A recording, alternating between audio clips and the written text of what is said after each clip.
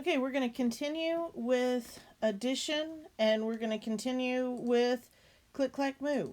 So as we go through, we're looking for, what we're going to look at, the lesson we're looking at now is changing to active verbs. So the first thing we need to know is, what are passive verbs?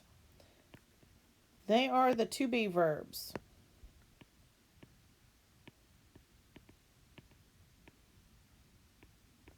They are be, am, is, are, was, were, been, being.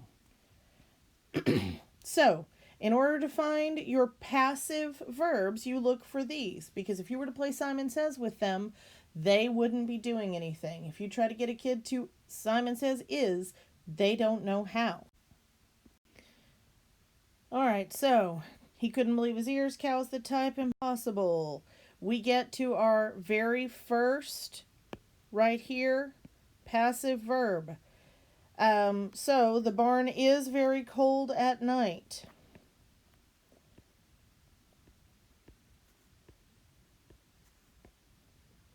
Let's say that we want to embellish on that. So let's say the cows are cold because the barn is cold. Well, if the cows are cold, what we need to look for is the real action that is happening here if we're going to replace this to be verb. Well, the cows may be existing in a state of coldness, but really, what are active ways to say that cold is happening to them? They are suffering the cold. They are enduring the cold. They are complaining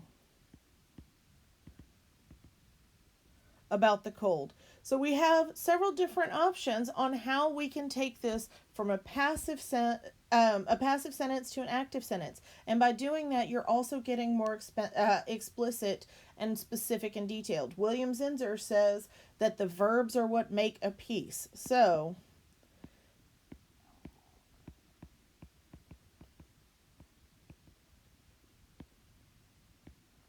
the cows suffer the cold, enduring one miserable night after the other.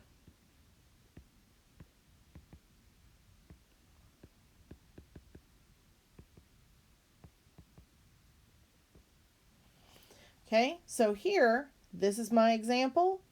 This is my better. My better yet. I'm going to keep what I just had. The cows suffer the cold, enduring one miserable night after the other.